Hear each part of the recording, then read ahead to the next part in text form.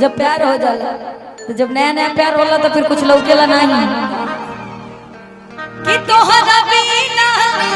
और खाना पीना लगे लगोरी बेकार एगो हमर दिल हमर जान दीवाना एगो हमर दिल हमर जान दीवाना तोहरा बिना खाना पीना तोहरा बिना खाना पीना लगे लगोरी बेकार एगो हमर दिल हमर जान दीवाना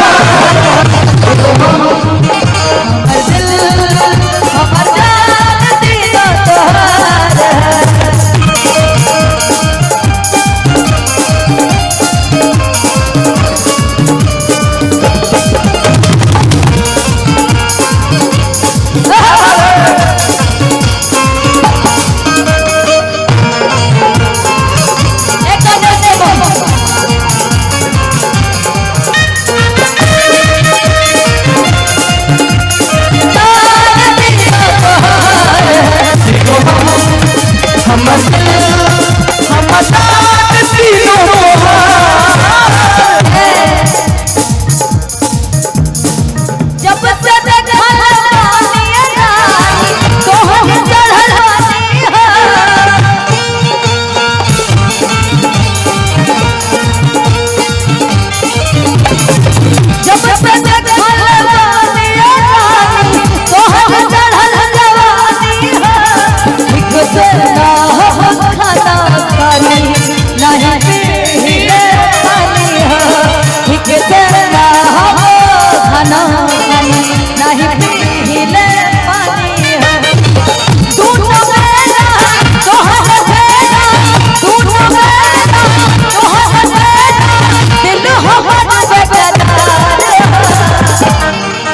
डांस करना आप लोगों को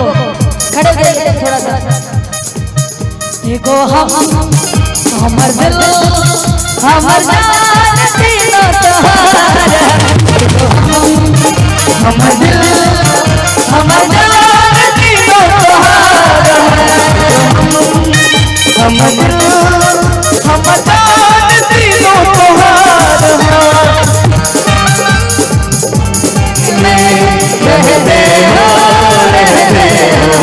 तुम दिल की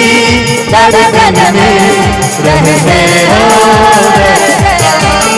बाहों में आ जाओ सपनों में आ जाओ तुम दिल की धड़कन में रहते हो हमर दिल हमर जान दीवाना हमर दिल हमर जान और ए चांदनी तोहरा पर दिल आयल बा माथा हर पगल आयल बा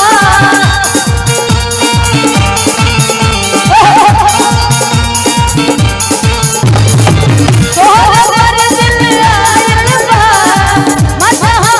पगल आयल बा तू मेरा तोहरा तेरा तू मेरा तोहरा तेरा दिल हमर बेकरार संतोष भैया संतोष जी हाँ एकदम थोड़ा सा आपका हो जाएगा क्या ऐसे एक बार ऐसे कमर पे हाथ रखिए ऐसे रखिए मैं बता रही हूँ हो जाए रोक कौन कौन चाह रहा है आप लोग चाह रहे हैं ऐसे एक रखिए एक ऐसे इलाज भी और एक ऐसे सर पे भोजपुरी का ये पहचान बा आइए एगो हमर दिल हमर जान दीवाना एगो हमर दिल हमर जान दीवाना हमर दिल जान दीवाना तोहरा बिना खाना पीना तोहरा बिना खाना पीना दिल हमर बेकरार